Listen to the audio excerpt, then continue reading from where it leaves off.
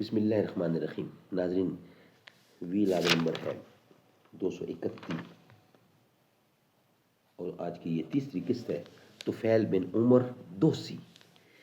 چوتھا پوائنٹ ہے اس ہیڈنگ کا، جو ہیڈنگ ہم آپ کے سامنے رکھ رہے ہیں، یعنی ایمان کی شعائیں مکے سے باہر، اور پیج ہے 192۔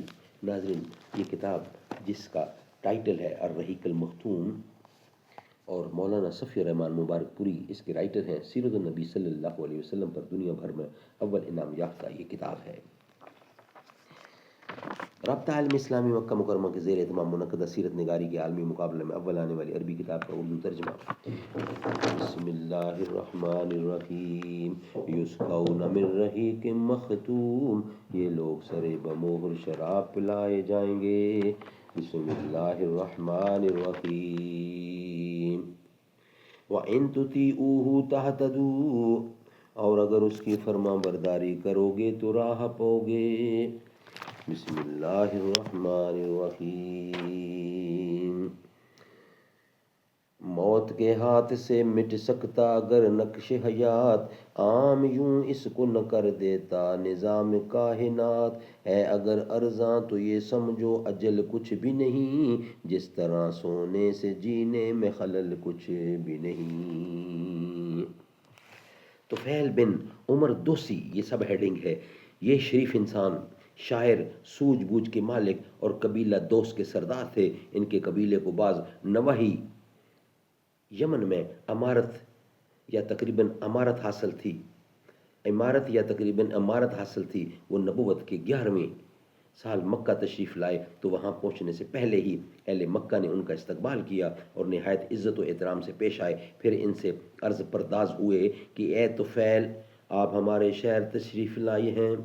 یہ شخص جو ہمارے درمیان ہے، اس نے ہمیں سخت پیچیدگی میں پھنسا رکھا ہے، ہماری جمعیت بکھیر دی اور ہمارا شیرازہ منتشر کر دیا ہے۔ اس کی بات جادو کا سا اثر رکھتی ہے کہ آدمی اور اس کے باپ کے درمیان، آدمی اور اس کے بھائی کے درمیان، اور آدمی اور اس کی بیوی کے درمیان تفرقہ ڈال دیتی ہے۔ یعنی اس کی بات ہمیں ڈر لگتا ہے کہ جس افتاد سے ہم دو چار ہیں، کہیں وہ آپ پر اور آپ کی قوم پر بھی نہ آن پڑے، لہٰذا آپ اس سے ہرگز گفتگو نہ کریں اور اس کی کوئی چیز نہ سنیں۔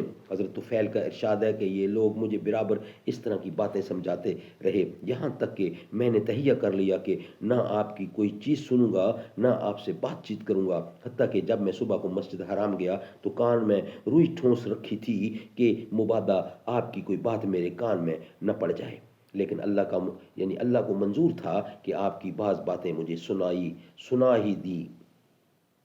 چنانچہ میں نے بڑا عمدہ کلام سنا۔ پھر میں نے اپنے جی میں کہا، ہائے مجھ پر میری ماں کی آہ و فغاں، میں تو بخدا ایک سوجھ بوجھ رکھنے والا شاعر آدمی ہوں، مجھ پر بھلا برا چھپا نہیں رہ سکتا، پھر کیوں نہ میں اس شخص کی بات سنوں؟ اگر اچھی ہوئی تو قبول کر لوں گا، بری ہوئی تو چھوڑ دوں گا۔ یہ سوچ کر میں رک گیا، اور جب آپ گھر پلٹے تو میں بھی پیچھے ہو لیا۔